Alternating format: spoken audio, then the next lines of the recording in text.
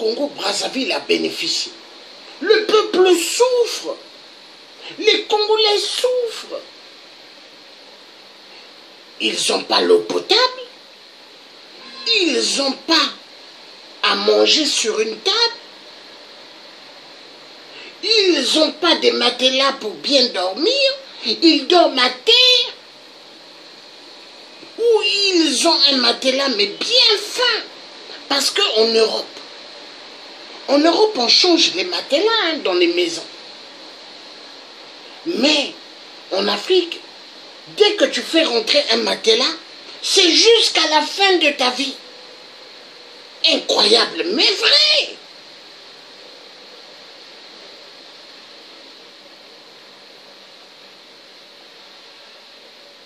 Les Africains souffrent.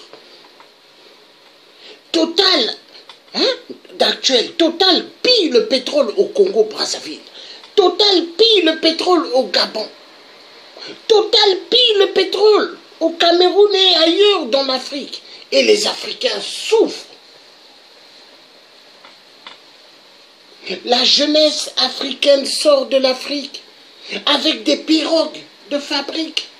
Dès qu'ils arrivent dans l'océan Atlantique, ils voient l'Europe de l'autre côté. Ils disent, oh, la Libye est là. Leurs bateaux de fabrique commencent à couler. Pourquoi?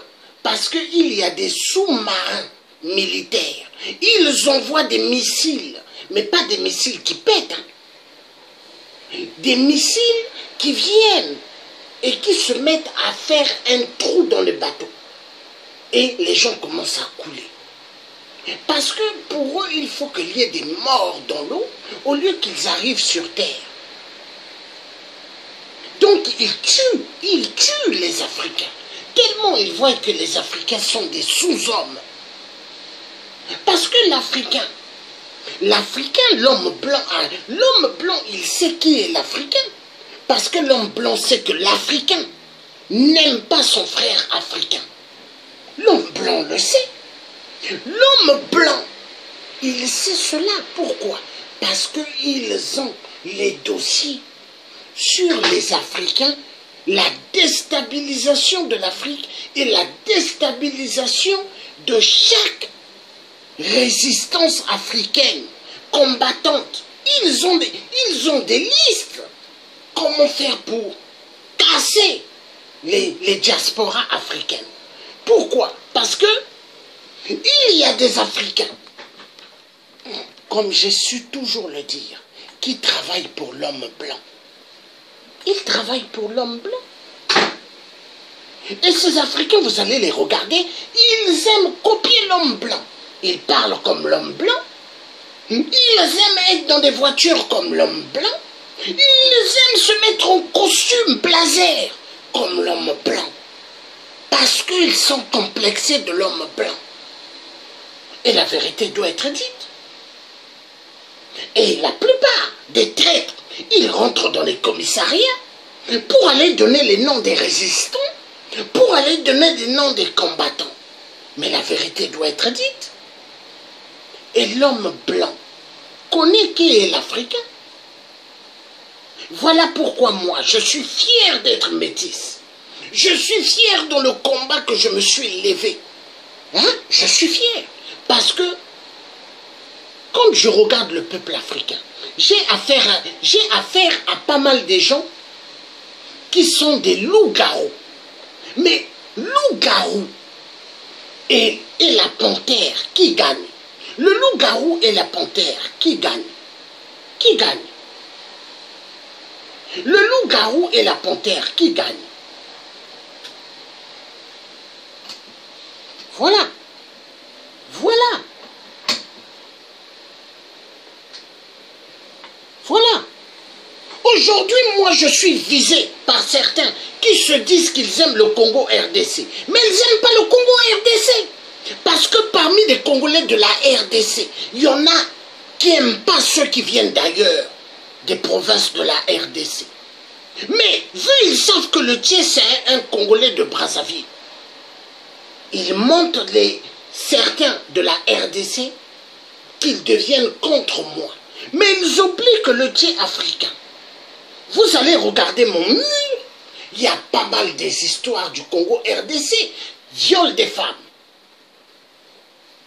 maltraitance des enfants, trafic d'organes en RDC, trafic des enfants, hein, la RDC. Mais il y a pas mal de sujets de la RDC que moi j'ai soulevés,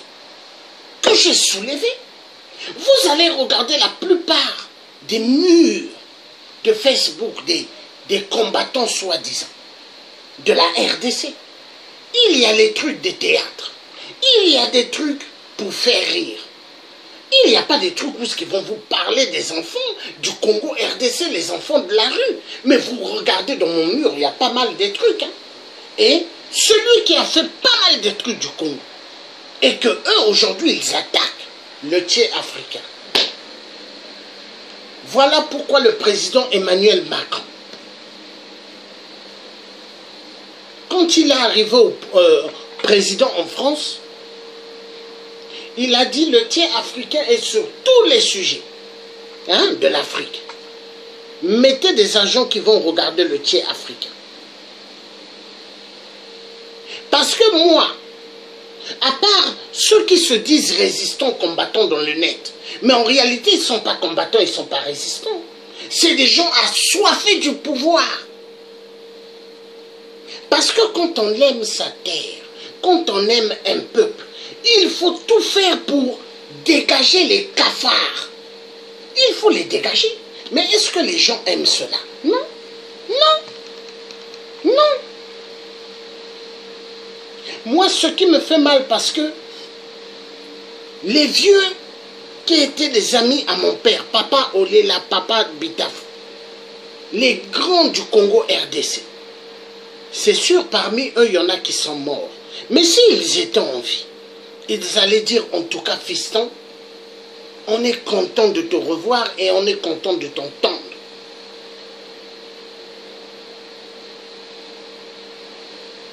Si le père de Jean-Pierre Bemba était là, hein, il allait dire, fiston, je suis content quand je t'écoute, je suis content quand je te vois, fiston, parce que tu es un homme.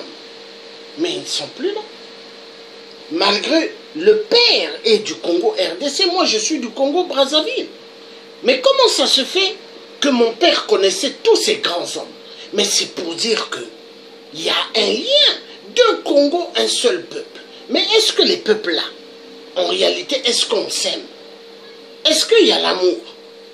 Jalousie et la haine. Et l'homme blanc, quand il regarde, il rigole. Il dit, oh, cela, oh, Kabila, il va perdurer là. Nous allons tout faire, c'est ce que les Blancs disent. Hein. Nous, les Blancs, nous allons tout faire, Kabila, il faut qu'il reste. Nous, les Blancs, nous allons tout faire, il faut que Sassou reste. Mais c'est comme ça que les Blancs parlent. Pourquoi? Parce qu'entre les Africains, il n'y a pas d'amour.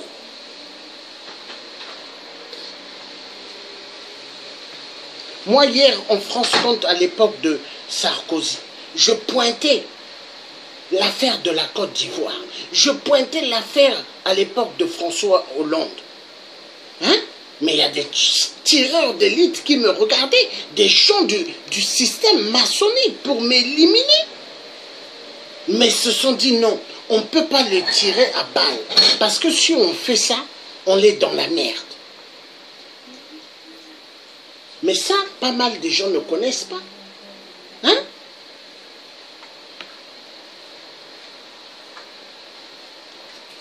Jalousie, la haine, l'Africain, la haine. Spécialiste. Voilà pourquoi la plupart maintenant, quand ils font leur direct, hein, je ne regarde même pas leur direct. Parce que c'est des gens qui ont la haine, la jalousie et la haine. Comment tu as la jalousie, la haine et tu souhaites gouverner un pays? Tu vas le gouverner comment? Tu es jaloux, tu es haineux. Comment tu peux gouverner un pays quand tu as la haine et la jalousie? Parce que les dictateurs, eux, ils tuent le peuple africain parce qu'ils n'ont pas d'amour. Hein? Ils tuent le peuple africain parce qu'ils sont jaloux de ces peuples. Ils tuent le peuple africain parce que c'est des gens haineux. Alors toi qui es jaloux, haineux, Comment tu vas gouverner une Afrique si tu as la haine et tu as la jalousie? Voilà.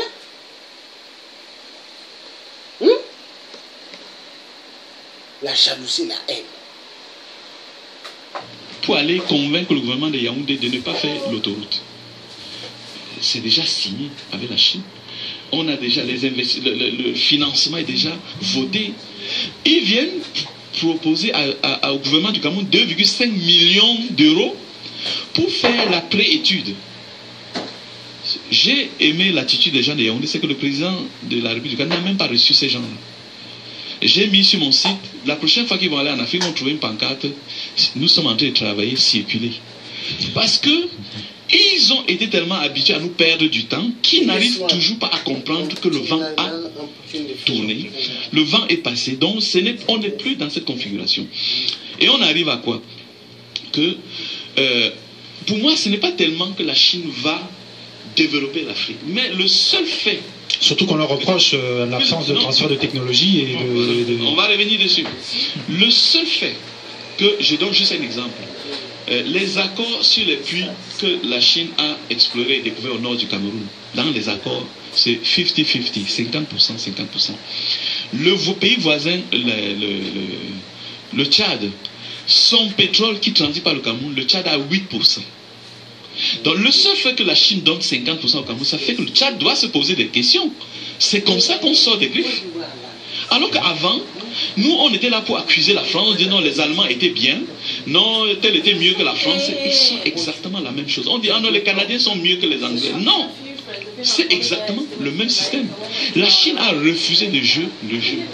Donc, c'est pour ça qu'ils font... Oh, prenons, on a au Congo, on a en Centrafrique des gouvernements qui ont sauté parce qu'ils avaient 3% de leur propre pétrole. Or, le fait qu'on a aujourd'hui ce pourcentage qui est négocié, qui dit le pétrole, je vais rappeler, on a des pays en Afrique qui ont des raffineries qui ne raffinent même pas le pétrole. Je ne vais pas donner les noms parce que c'est ça l'aberration du système.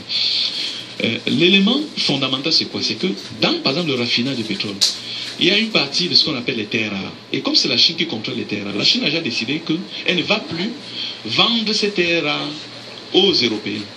Ça, c'est une plainte à l'ONU. Oui, mais ça, c'est une bêtise. Si je dis je ne te vends pas ma marchandise, tu vas porter plainte. Je viens, je double le prix, je te donne. Tu vas faire quoi de ça?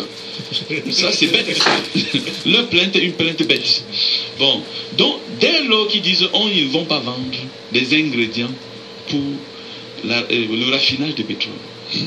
Cela veut dire que quoi? Encore une fois, ces sociétés qui hier nous faisaient dire que ah non, ça c'est le domaine des Blancs.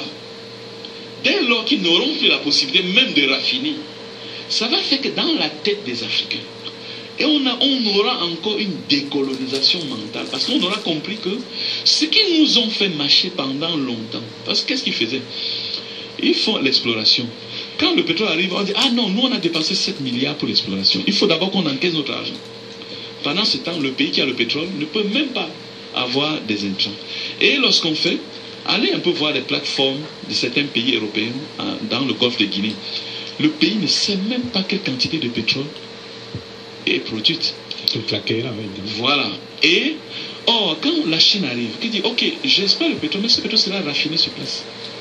Parce que comme c'est raffiné sur place, ça veut dire que vous allez voir combien de conteneurs de pétrole. C'est pas que en ce moment, ça réveille d'autres pays.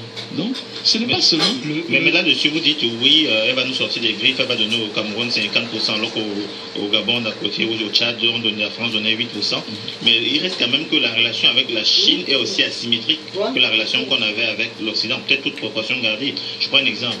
Je l'ai dit, la Chine est le premier partenaire commercial, mais quand on regarde le déficit commercial de l'Afrique envers la Chine, c'est quand même 10 milliards de dollars. Donc ça veut dire que globalement, quand même, la Chine nous fait rentrer plus de choses qu'elle n'en prend chez nous. Au fond, quand on regarde en Afrique, il n'y a que 4 pays, 70% des exploitations de l'Afrique pour la Chine viennent de 4 pays, l'Afrique du Sud, le Soudan, la RDC ou l'Angola. Alors, non, tout à l'heure, j'ai dit la Chine a ouvert son marché. Qu'est-ce qu'on reproche à la Chine? Les Européens n'ont jamais ouvert leur marché. Moi, je fabrique des articles en Chine. Lorsque je fais un climatiseur de la Chine vers l'Europe, je ne paye pas de douane. Il n'y a pas de douane dessus, depuis la Chine. Si je produis le même article à Douala et je l'envoie en Europe, on va me taxer jusqu'à 80%. Donc, le marché est fermé. L'Europe ne nous laisse son marché que pour les matières premières. agricoles notamment, qui servent à son économie. La Chine dit, je t'ouvre mon marché. C'est à toi d'en profiter. C'est à toi d'en profiter. On ne va pas reprocher à la Chine. Et là, ce que nous sommes en train de faire sur le terrain au Cameroun, on est en train de développer les villages. Un des points centraux, c'est de créer les eaux minérales. Chaque village qui a une source ait son eau minérale. On a calculé qu'on aurait une bouteille d'eau d'1,5 litre à 100 francs CFA. Mais nous, on cherche à créer une sorte de concurrence entre les villages. Pourquoi? Parce qu'après nous voulons nous attaquer au marché, le premier marché d'eau minérale au monde, c'est la Chine. Nous avons négocié avec des entreprises de transport de Chine parce que les bateaux quittent la Chine remplis, mais ça rentre vide. Pour que demain, nos bouteilles d'eau minérale partent et à vil prix vers la Chine. La Chine a un besoin criard dans ce domaine. De l'eau, oui. Oui, le premier qui vend l'eau en Chine, c'est la France. Mais justement, je pose la question, je vais vous l'expliquer. La Chine a besoin... Vous disiez que la Chine ouvre son marché, mais à quelles conditions? Vous avez une entreprise en Chine, vous savez bien que quand vous voulez créer une entreprise en Chine, il y a des règles qui sont tellement drastiques que c'est tellement encadré que tout le monde... Prenons le cas d'une joint venture ou d'une co-entreprise. Quand vous installez, il y a un pourcentage de capital qui doit être détenu par les nationaux chinois, il y a un pourcentage, le siège, le centre de décision, ça doit être au même au niveau du top management. Le code d'investissement est assez strict. C'est assez encadré. Mais donc, moi, je revendique exactement je ne la vois même pas la chose. Chine en train d'accepter une importation dans un domaine où elle peut déjà le faire. Un instant. C'est quoi la situation? Je suis opérateur économique en Chine. J'ai une autorisation de vendre au détail aux Chinois. Ce que beaucoup d'Européens n'ont pas. Et j'ai ça parce que je suis africain. Donc, basé en Chine. Non, je veux dire, les Chinois favorisent les Africains dans beaucoup de domaines. Il y a des choses que si je fais arriver d'Europe vers la Chine, on va me tenir à la douane pendant 3 mois, juste pour me décourager de faire venir ça de l'Europe. Donc, on a, oui, pour créer la société, on demande des choses. Moi, je dis, je revendique la même chose pour l'Afrique. Pourquoi? Parce que on ne peut pas laisser que n'importe qui vienne en Afrique pour créer n'importe quelle petite boutique. Je revendique exactement la même chose. C'est pour ça que, à un moment donné, ils préservent leurs intérêts de leurs nationaux. C'est aussi à nous. Ce qui est de bonne guerre. C'est aussi à nous de copier ces choses-là. Donc, plutôt que de dire qu'ils empêchent aux gens de venir. Moi, quand j'ai créé l'entreprise, on m'avait exigé 200 000 $. Aujourd'hui, ils en sont à 500 000 $. Donc, on ne veut pas les petits. Parce qu'eux, ils préfèrent laisser les nationaux chinois faire les petites choses. Mais justement, c'est ce qui est très frappant parce que j'ai regardé. Dans le cas de l'eau minérale, le premier qui arrive là-bas, le premier pays qui vend là, c'est la France. Donc notre concurrent sur le marché chinois, ce sera des articles français. Mais sauf que ces articles sont vendus par des groupes publics chinois. Et ils ont un système tel que c'est eux-mêmes qui fixent le prix. Or, moi, j'ai la possibilité de vendre directement, en détail, aux Chinois, ce que n'a pas mon concurrent français. Donc il y a des opportunités qu'on a que les gens n'explorent pas. Tu veux qu'on fasse comment? Qu'on mâche, qu'on les mette dans la bouche? C'est un manque d'information. Justement, il y a des choses qui sont frappantes. Parce que quand on regarde comment c'est encadré en Chine, c'est très millimétré, on ne peut pas s'installer ou s'implanter, les investissements étrangers n'importe où. Mais quand on voit que la Chine, quand elle est en Afrique, tout à l'heure vous disiez, oui, elle dit au Cameroun, écoutez, si vous me donnez ceci, je vous amène au stade de pays émergents. Mais quand elle ne fait pas de transfert de technologie, quand elle importe sa propre main-d'œuvre de Chine pour le Cameroun, au lieu de former les Camerounais qui sont sur place, en quoi est-ce qu'on peut s'en sortir? Historiquement, vous êtes économiste, on n'a jamais vu un pays qui se développe sur la base de l'aide internationale, multilatérale, bilatérale, fut-elle de la Chine. Pourquoi ce qui est vrai pour la France, ce qui est vrai avec les dernières relations avec l'Europe, ne serait-elle pas vrai pour la Chine, si la Chine ne forme pas? Alors, oui, je te réponds immédiatement. Le transfert de technologie n'existe pas. C'est un mensonge. Et pourtant, la Chine en a bénéficié. Non. Mais la formation existe. Bon, la formation existe. Pourquoi faire venir des Chinois en Afrique, l'Union européenne, former des gens sur place? L'Europe interdit à une entreprise de transférer à son concurrent une technologie quelconque. Et l'Union européenne définit c'est quoi le transfert de technologie. Le transfert de technologie existe si et seulement si vous transférez un secret de fabrication. Un secret de fabrication. S'il y a une technique qui est connue de tous et qu'il y a un pays qui ne l'a pas, c'est que ce pays est dans l'ignorance.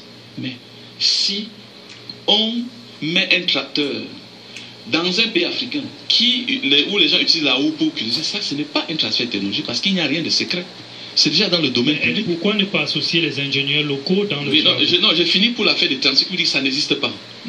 Les Européens qui sont allés en Chine, ils ne sont pas allés avec secrets de fabrication. Ils sont allés avec la partie qui était déjà dans le domaine public pour faire que la Chine soit un peu comme l'usine, pour faire des choses de bas niveau. Donc c'est à la Chine, c'est avec les ingénieurs chinois qu'ils ont mis en difficulté les ingénieurs européens, notamment en faisant quoi? Lorsque la Olivetti, par exemple, faisait un ordinateur, l'ordinateur durait 5 ans avant d'être obsolète. Les Chinois ont décidé de faire un ordinateur où tous ces produits sont obsolètes après 3 mois. Parce qu'ils voulaient s'attaquer justement au modèle, au système. Donc il n'y a pas de transfert de technologie. C'est eux qui ont créé la technologie. Revenons un peu à l'Afrique. On dit que, ah non, ils viennent avec tout leur travail. Ils importent la main d'œuvre. Ils ne forment pas les gens sur place alors qu'ils exigent des Européens qui viennent chez eux d'avoir un pourcentage du personnel, qu'il soit chinois, d'avoir une formation. Ok. La question, lorsqu'on raisonne comme ça, on est dans une configuration purement de subalternité. Nous voulons être des subalternes des Chinois. Mais si on accepte des gens qui disent on va vous amener au stade de pays, non, si on accepte ça, c'est qu'on est en train de reconnaître qu'ils sont supérieurs. Non, c'est parce qu'il y a des enjeux qui sont tels qu'à un moment donné, il y a un pays qui considère que le sous-sol de tel pays africain lui appartient. Voilà, je ne veux pas entrer dans ce débat-là ici maintenant. Et que pour rompre avec ça, tu es obligé de passer par quelqu'un comme la Chine qui est capable demain d'aller aux Nations Unies, mettre un veto pour dire que tel président n'est pas dictateur comme on dit. Bon, ça c'est autre chose. Ce que nous faisons, ce que fait la Chine, la Chine a conçu le barrage des lacs d'eau au Cameroun dès les années 72. Lorsque la Chine a fini ce barrage, la Chine a donné les clés aux Camerounais. C'est les Camerounais qui sont directeurs de ce barrage depuis sa création. Quand on voit le barrage d'Edea, qui a été conçu par les Français, et on va à Edea, je parlais encore avec une Camerounaise de Montréal hier qui m'expliquait, parce que son père était à Edea, qui m'expliquait, moi j'ai déjà vu, ils avaient déjà fait, il y avait le foyer des Blancs à 150 mètres carrés, le foyer des Noirs 10 mètres carrés. Là, on est déjà indépendant. Le système d'apartheid qui continue. On est indépendant, on est dans notre pays. Tu as payé quelqu'un avec ton argent de te construire un barrage. Lui, il construit l'apartheid sur ta terre. Son concurrent chinois qui a conçu un autre barrage à lac d'eau, a fini le barrage et vous a remis les clés. Autre chose, les routes. Quand les Chinois construisent la route, ils vous donnent les clés, ils partent. À vous de continuer. Parce qu'il n'y a pas de transfert de technologie. Faire la route n'est pas compliqué. Dans les villages où je vais en Afrique, j'ai dit, j'ai poussé la voiture pour arriver chez vous. Il dit non, parce que l'État n'a rien fait. Je dis non, c'est pas à l'État de vous construire les routes. On a habitué les gens de rester de croiser les bras et en disant qu'on attend l'État. Non, on a donné. Est-ce qu'il n'existait pas une loi qui... Simplement pour, messieurs, simplement pour dire que nous nous reste un petit 10 minutes pour finir ce volet économique. Alors, si vous avez des questions. Justement, je voulais juste préciser en disant, je pense qu'il y a quand même une loi qui fait qu'il n'y a que l'État qui peut construire les routes. Moi, ma question... Non, il n'y a pas... Non, absolument pas. Moi, ma question était dans un volet éducationnel, justement. On a vu, par exemple, le Japon faire les dons dans les écoles dans les pays africains. Okay. Prenons le cas du Cameroun. Le Japon, donc qui n'ont aucun sens à mon avis. Bon, allons quand même. Le Japon a fait un don de 85 écoles au Cameroun accompagné d'un appui de partenariat, par exemple, de formation pour l'enseignement de base, qui est vraiment l'enseignement de développement. D'un autre côté, la Chine, par exemple, a pratiquement 100 écoles qu'elle a fait dans toute l'Afrique. Bon, et on voit aussi quand même, il y a un paradoxe, par exemple, la République démocratique du Congo a financé à hauteur de pratiquement 16 millions de yuan l'ouverture d'une école à Yushu. Bon, c'est une ville quand même qui a connu le séisme, qui a été ouverte en juillet 2012. Que vous interpelle tous ces données que je donne? Sans commentaire. Déjà, le Japon. Le Japon se comporte en Afrique comme les Occidentaux. Voilà. Donc, ils viennent... moi, j'ai visité ces écoles-là. C'est des écoles d'abord bidons parce que ça ne respecte pas souvent certains critères architecturaux qui eux-mêmes ont chez eux. Parce qu'ils sont en Afrique, ils font du n'importe quoi. Nous sommes en train de prouver par le contraire. Je veux dire, dans les villages où nous sommes, parce qu'on a pris 30 villages. Parce que j'ai réécrit ma propre théorie économique qui fait que le modèle dans lequel j'ai eu mon diplôme, c'est un modèle qui fait l'apologie de l'Occident. C'est-à-dire quoi? La richesse est créée par la ville vers la campagne. Dans mon modèle, la richesse doit partir de la campagne vers la ville. Donc on enseigne à nos populations des villages, d'abord à regarder différemment leur territoire. Et on a constaté quoi? C'est que le taux d'échec des villages, dans les 30 villages que nous avons pris au Cameroun, ils ont un taux environ de 20 à 30% plus grand que dans la moyenne nationale. C'est-à-dire qu'on échoue plus au village qu'en ville. Et nous, on a dit, on va apporter, on va résoudre ce problème. Comment résoudre? On constate que les écoles ont été créées, oui, mais les enfants font des kilomètres pour aller à l'école. Donc nous, on va généraliser les internats. Ça répond à un problème qui est là. Deuxièmement, l'accès à des manuels. Nous, on a décidé qu'on va faire, on a une tablette qu'on est en train de préparer. À l'intérieur de ces tablettes, on est en train de mettre déjà les livres en français et en anglais qui sont dans le domaine public. Donc on a une bibliothèque d'environ 2500 livres. On est en train de préparer pour que le programme scolaire soit présent sur ces tablettes. Nous allons ajouter une langue, le Swahili, parce qu'ils ont ajouté le chinois. Je veux bien, j'aime bien la Chine, mais je préfère qu'il y ait le Swahili comme troisième langue. Donc nous ajoutons, parce qu'il est prouvé qu'un enfant peut apprendre jusqu'à 7 langues sans aucune difficulté. Donc dans ces villages que nous avons pris en main, et l'argent ne vient ni de l'État, ni de la banque. Ce sont les populations du village. Dès lors qu'on leur enseigne comment ils peuvent se retrousser les manches. Chinois? Non, j'ai dit. Dès lors qu'on leur enseigne comment se retrousser les manches. Comment se retrousser? On observe l'eau. On a dit tout à l'heure l'eau minérale. L'eau, les chutes d'eau. Il suffit d'une turbine, on produit l'électricité. Quand on produit l'électricité, la même bouteille, on peut baisser le coût. La même eau, nous, on est en train de faire pour donner l'eau dans toutes les maisons. Donc ça, c'est un projet qui est porté par les gens eux-mêmes. Donc développement par le village, par les villages. Par le village eux-mêmes. Ils n'ont pas besoin qu'il y ait quelqu'un qui vienne même de la Chine pour leur donner ça. Il suffit de leur enseigner que le fatalisme qu'on vous a enseigné, c'était pour vous tenir dans la fainéantise. Professeur Pogala, vous permettez, monsieur du desk économie, j'ai une question d'un auditeur à travers le courriel. Est-ce que le professeur peut admettre que la Chine est spécialisée en pacotille? Les téléphones portables chinois avec radio, torche et jeux de lumière chez nous au Cameroun coûtent 12 000 francs CFA. Le Nokia coûte 50 000 francs CFA, mais dure 2 ans, contrairement au téléphone chinois qui dure 2 mois. Pour question de géostratégie, il faut aussi taire ça, point d'interrogation. Si les Chinois doivent venir vendre les beignets au Cameroun, où est le transfert de technologie?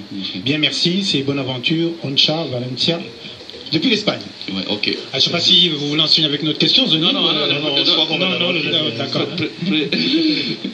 Première chose dont notre téléspectateur veut savoir, sa première question c'était sur la pacotille chinoise. Alors, 2 choses.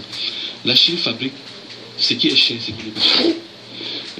Si vous considérez que tous les écrans plats que vous avez à la maison viennent de Chine, si vous considérez que votre iPhone 5 est fabriqué par la Chine, il y a un débat qui s'est passé dernièrement dans les tribunaux américains.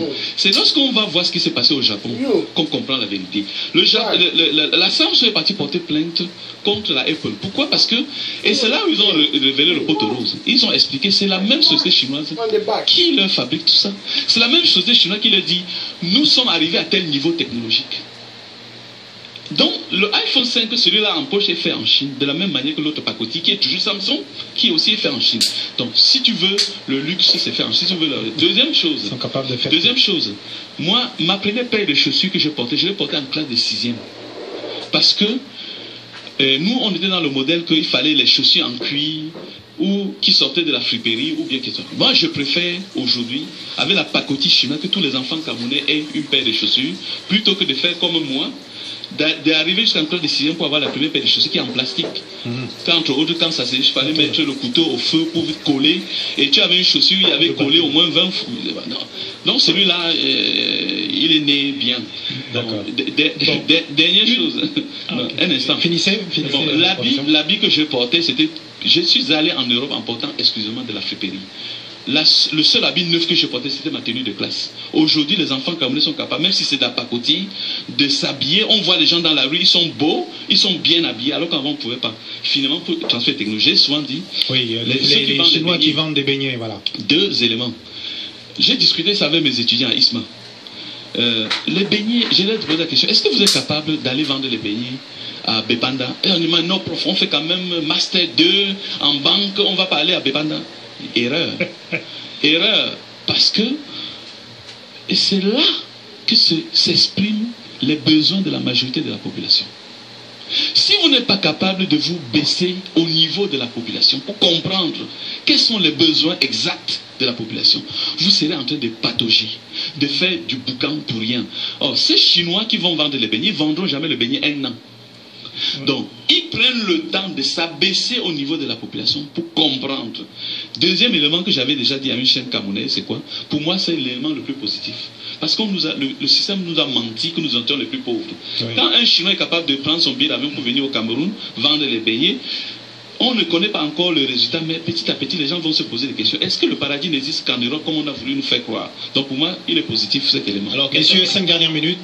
Alors, question simple, finalement, en écoutant tout ça, je me dis, quand on regarde, c'est peut-être nos dirigeants qui devraient mieux négocier des contrats, parce que les premiers contrats qu'on a passés avec la Chine, des voix se sont élevées pour dire que c'était des contrats où le Cameroun perdait ou alors était défavorisé. Finalement, en bout de ligne, si on peut bien négocier à la Chine, pourquoi on ne se servirait pas du fait que la Chine est là comme une alternative crédible pour négocier sérieusement avec l'Occident? Pourquoi se tourner radicalement vers la Chine? Est-ce qu'on n'est pas en train de fuir une domination pour aller vers une autre? Parce que on va dire oui, aujourd'hui la Chine quand même donne beaucoup plus de choses intéressantes, mais quand les Européens eux aussi sont arrivés, tout n'était pas mauvais dès le départ. Ça a d'abord été rose. Ça a toujours été mauvais. Lune de miel. Ça a toujours été mauvais. On ne les a pas invités. Ça a toujours été mauvais. Mais quand ils nous amputaient d'une même façon, on n'a pas produit le cacao, ça a toujours été mauvais. Je ne vois pas dans l'histoire un moment rose. Est-ce que vous pensez que la Chine aussi n'a pas des visées impérialistes? Non. Montre-moi l'exemple d'un pays que la Chine a déjà colonisé. Parce que quand tu réfléchis comme ça, ça veut dire que tu mets tout le monde à lancer des Européens. Non, pas nécessairement. Le problème, c'est qu'aujourd'hui, je te réponds sur ça. Nous sortons du jour occidental. La question qu'on se pose, c'est de savoir un instant. Celui vers qui on va, est-ce que tout est OK? J'ai compris. Ce que je dis toujours, c'est que lorsque tu es dans un trou, il y a quelqu'un qui te lance la corde pour sortir du trou.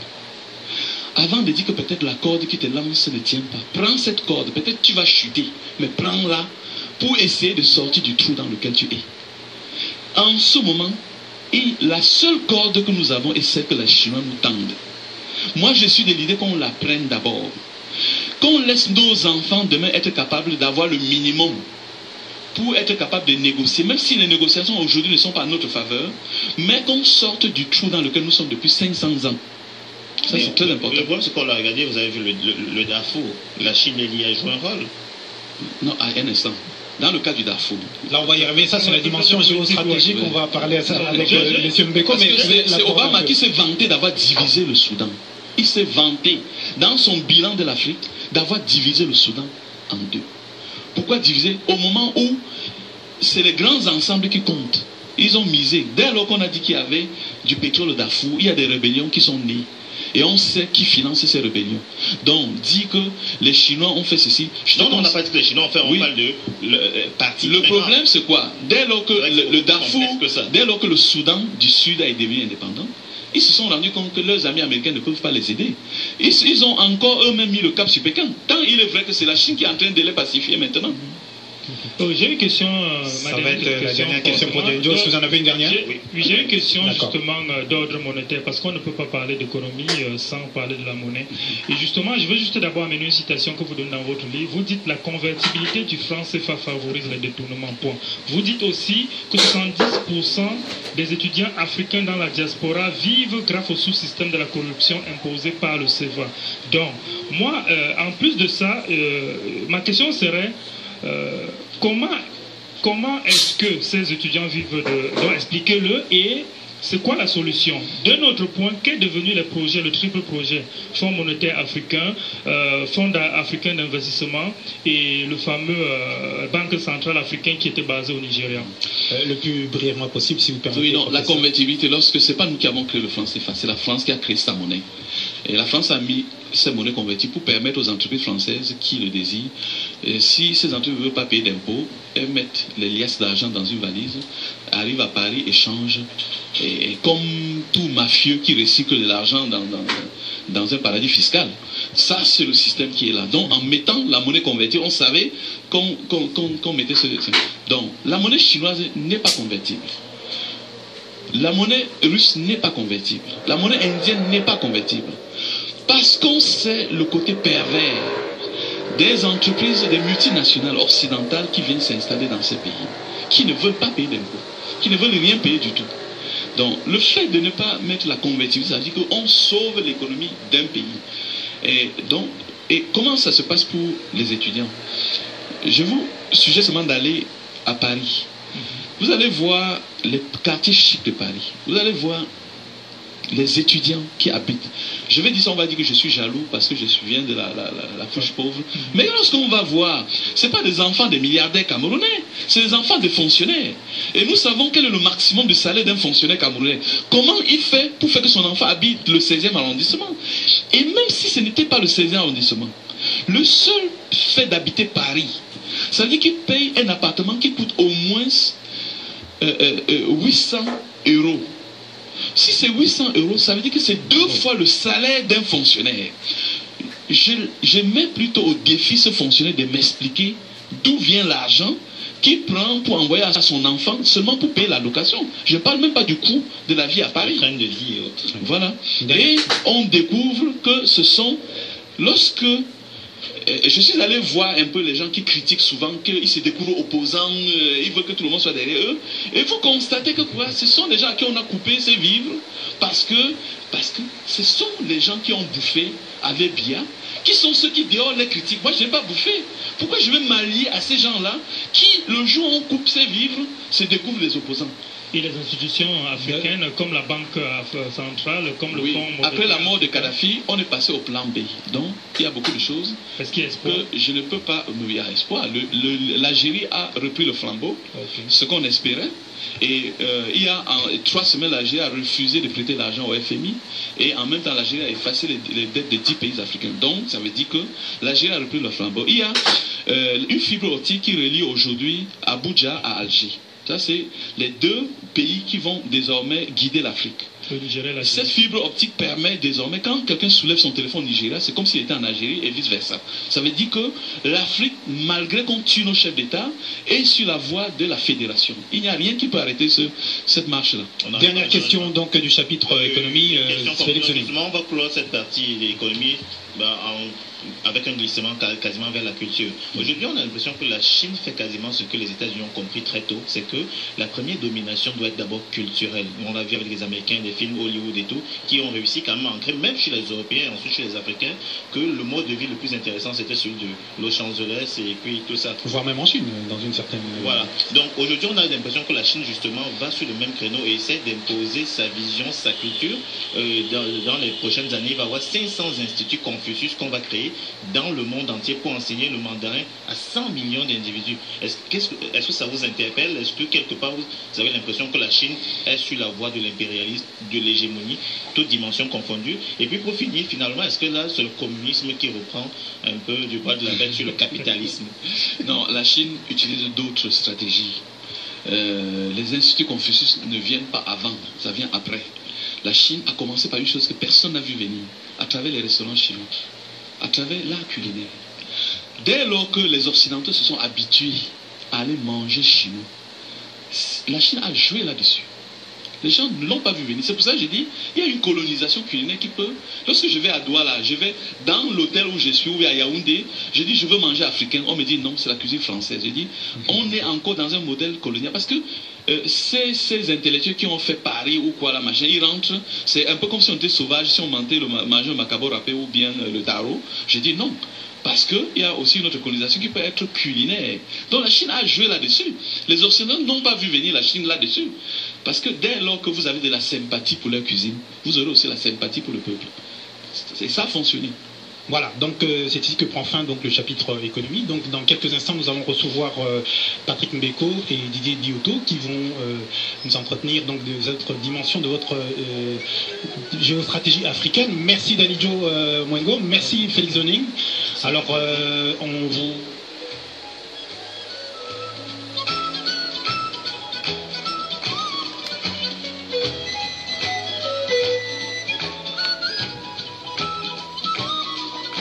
Voilà. L'Afrique va mal. Va mal à cause des Chinois. Les Chinois, ils sont en masse en Afrique. Est-ce que les Chinois sont prêts à laisser l'Afrique réellement se développer? Je ne pense pas. Non. Est-ce que les Européens la communauté internationale, tous les Occidentaux qui sont en Afrique, sont-ils là-bas réellement pour le bien de l'Afrique? Ainsi que les Chinois? Non, tous des voleurs sur la terre africaine. Car ils sont en Afrique, il faut voler immensement les Africains.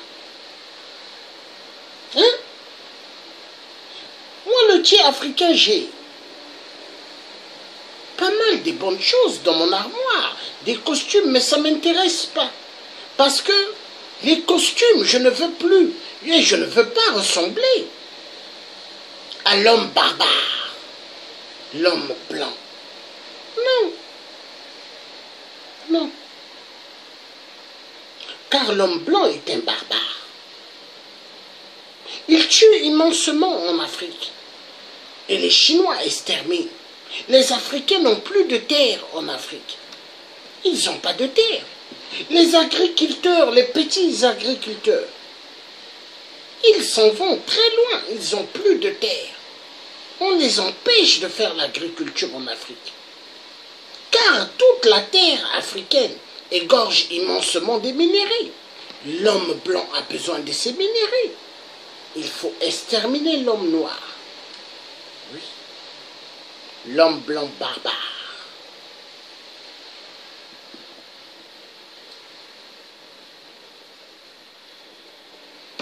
L'homme blanc barbare.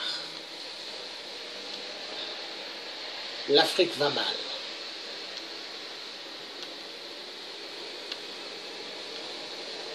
Très mal.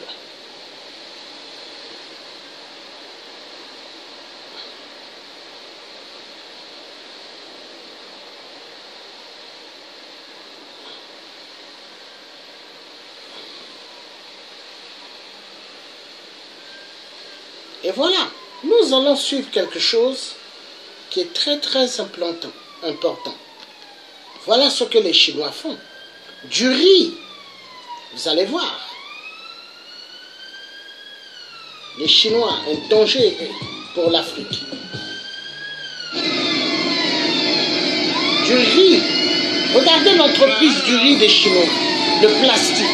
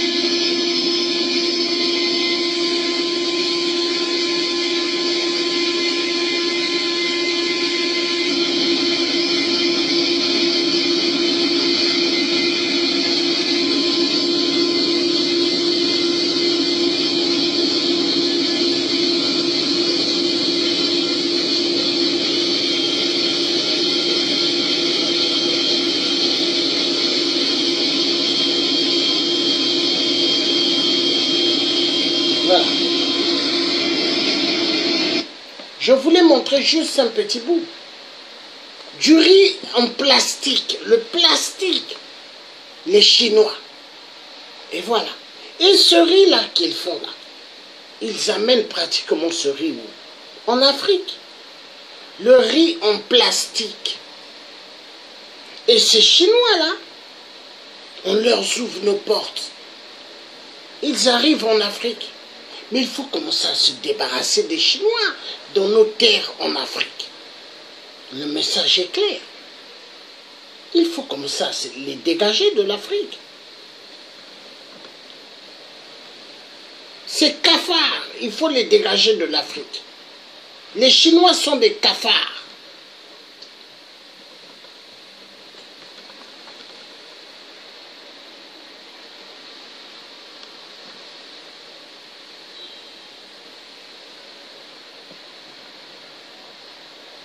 Les razzias, on va suivre ça. Phénomène qui prend de l'ampleur, l'achat de terrains agricoles, une nouvelle facette de la mondialisation. Voilà, on va suivre comment les Chinois prennent les terres en Afrique. Chapeau, on va suivre ça. Phénomène qui prend de l'ampleur, l'achat de terrains agricoles, une nouvelle facette de la mondialisation. À cause de la sécheresse ou de l'explosion démographique, certains pays n'arrivent plus à produire de quoi nourrir leur population. Alors ils décident d'acheter des terres fertiles là où il y en a. L'Eldorado, c'est l'Afrique. Ces 5 dernières années, 2,5 millions d'hectares de bonnes terres africaines ont déjà été vendus à des entreprises étrangères. La Chine arrive en tête. Elle, qui a déjà largement investi dans l'exploitation du pétrole et du minerai sur le sol africain, vient maintenant y produire ses denrées alimentaires. Exemple au Cameroun, où les entrepreneurs chinois pourraient à terme faire main basse sur toute la production céréalière du pays. À qui profite cette razzia chinoise? Reportage de Patrick Fandiou. En apparence, rien n'a changé au cœur de cette forêt camerounaise. Pourtant, derrière le cliché de la carte postale, voici l'un des champs d'une nouvelle bataille mondiale pour la conquête des terres agricoles. Sur les rives fertiles du fleuve Sanaga, les villageois ont ainsi vu débarquer de nouveaux visages, parlant avec d'étranges et lointains accents. Monsieur Chang n'a rien d'un touriste chinois égaré là par hasard. Depuis 3 ans, ce professeur en agronomie fait partie du décor du village de Ndioré. Et avec les jeunes villageois, son arme de séduction favorite, des cadeaux comme ses maillots de football, le sport roi au Cameroun. Premièrement, ils sponsorisent pour l'habillement et deuxièmement, ils mettent les joueurs à l'aise. C'est-à-dire les donner l'argent de poche, quoi. Après le match, ils sont avec nous, ils dansent ensemble. C'est dans une famille, c'est dans la même famille. Ils s'entendent bien, chaque fois ensemble. Tout le temps, tout le temps. L'opération de charme n'est pas désintéressée, les Chinois convoitent les terres du village. Ils en exploitent même déjà une parcelle sur laquelle ils ont reproduit le paysage d'une rizière asiatique.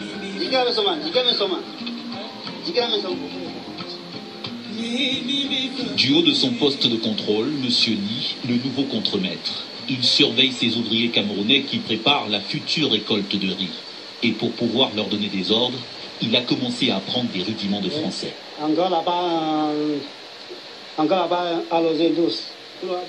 En attendant de pouvoir maîtriser totalement la langue, les Chinois ont trouvé sur place une perle rare, un homme qui va faciliter leur implantation.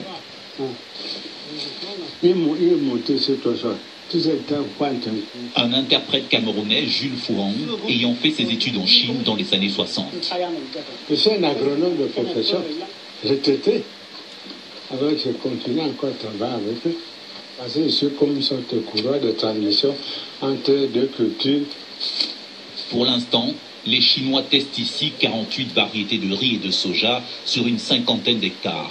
Mais ils négocient avec le Cameroun une concession pour une autre exploitation 200 fois plus vaste, jusqu'à 10 000 hectares. Ce jour-là, le professeur Chang nous en fait faire la visite. Un terrain pour lequel les Chinois ne paieront aucun loyer. En contrepartie, ils promettent aux Camerounais une production massive de céréales bon marché. Avec une grande superficie, les coûts de production sont réduits et les prix de vente sont très bas. Dès que le terrain sera délimité, il y aura des gens qui viendront de Chine pour le cultiver. Mais on attend d'abord l'accord du Cameroun. Des dizaines de Chinois qui s'installeront ici à Ndioré, futur China Village. Il y a quelques mois, ces jeunes villageois nous montraient le logement réservé à leurs prochains hôtes. Nous avons prévu ce grand bâtiment qui a été construit par les Allemands Alors, dès l'arrivée des Chinois ici chez nous, nous les avons proposé dans ce grand bâtiment qui va les servir pour dortoir. Une ancienne maison coloniale allemande pour une trentaine de Chinois, mais le village se dit prêt à en accueillir jusqu'à 1 millier, attendus comme des sauveurs. Nous avons vraiment besoin de l'aide, puisque nous faisons des travaux pénibles à la main. Nous faisons des chambres de 50 mètres carrés. Bon, avec leur aide, nous pouvons faire des chambres de 2 hectares, 3 hectares, 5 hectares. En quelques semaines, les mauvaises herbes ont disparu, les premiers contingents sont arrivés et la maison s'est métamorphosée en terre chinoise.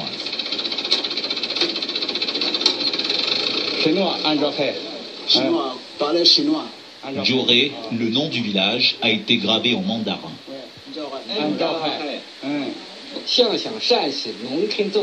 Sur les colonnes,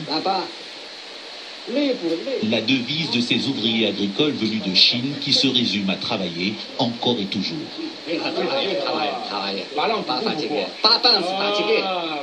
Pas fatigué.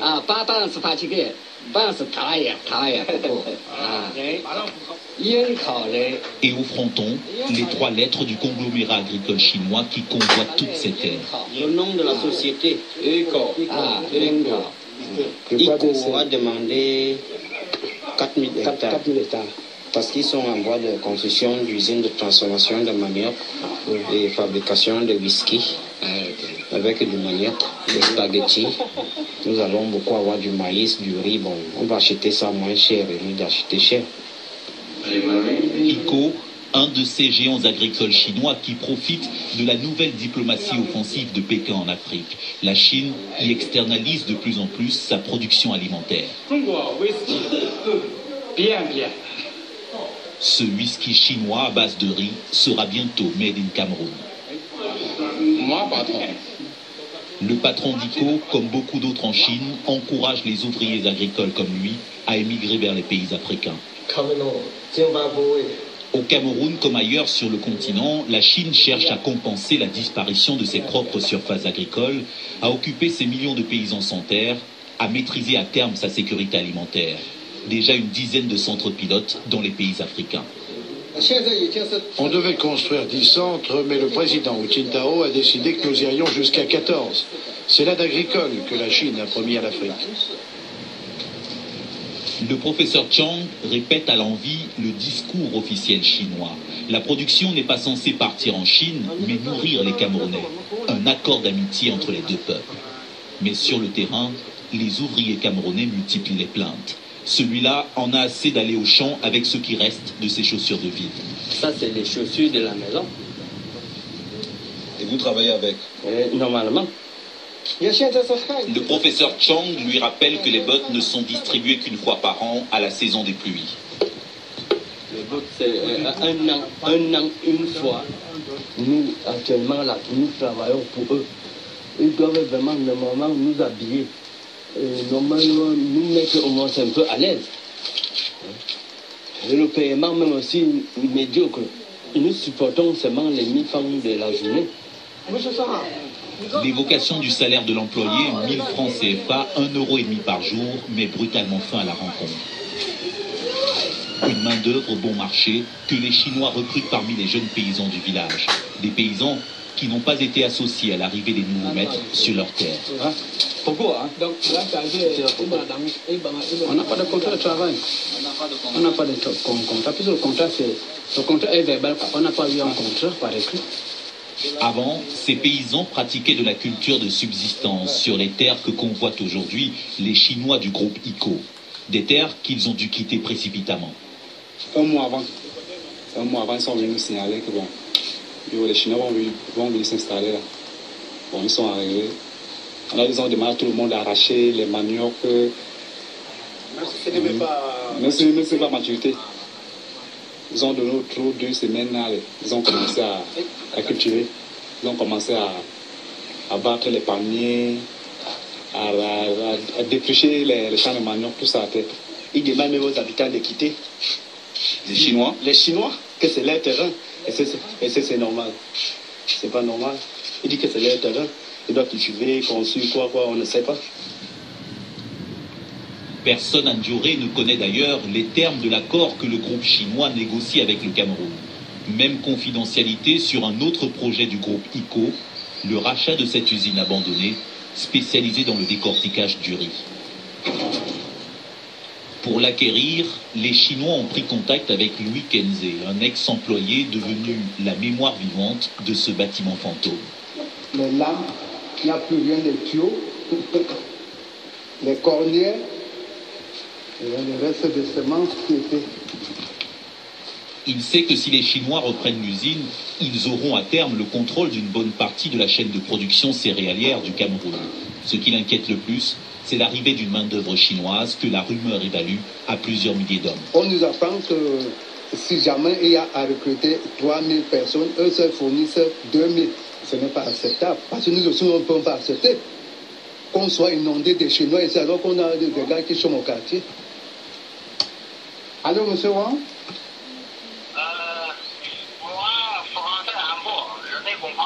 Tu ne comprends pas français?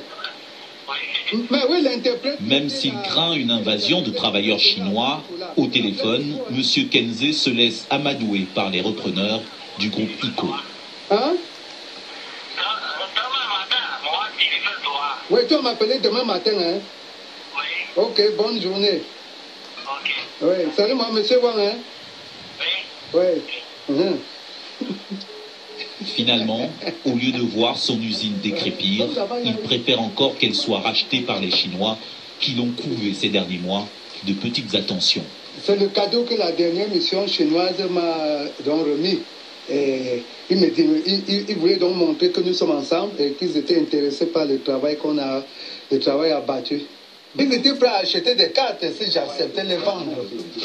De précieuses cartes qui contiennent un trésor d'informations, car ce qui intéresse les Chinois, c'est moins l'usine elle-même que les immenses terres qui l'entourent. Voici toute l'étendue de la concession, comme vous voyez. Ces terres sont vraiment idéales pour la riziculture. Très convoitées pour ceux qui veulent faire à grande échelle. C'est disponible, les terres sont disponibles. Tout ça d'ensemble, c'est 14 000 hectares.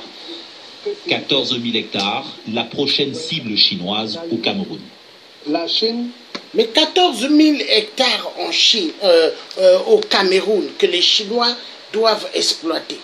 Est-ce que l'agriculture en masse qu'ils vont faire, est-ce que c'est pour que les Camerounais mangent bien?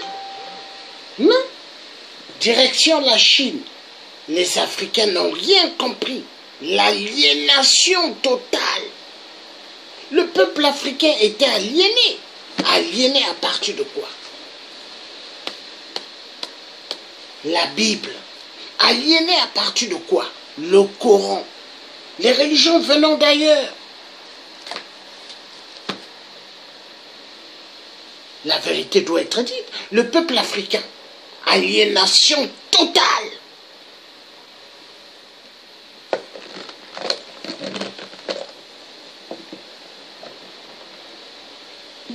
En quelque sorte, et à la conquête de l'Afrique.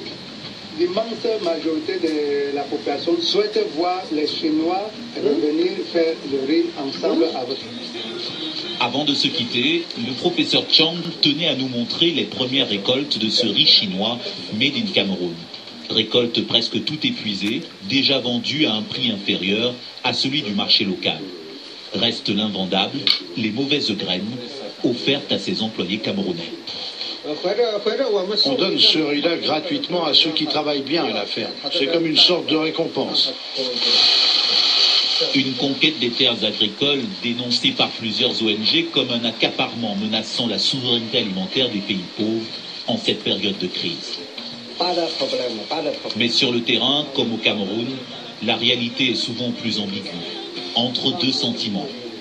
L'opportunité de voir se développer avec les Chinois une agriculture plus productive, mais aussi le risque de devoir, à l'avenir, dépendre de leur bon vouloir pour se nourrir. La terre étant devenue à son tour une ressource stratégique, au même titre que le pétrole ou les minerais.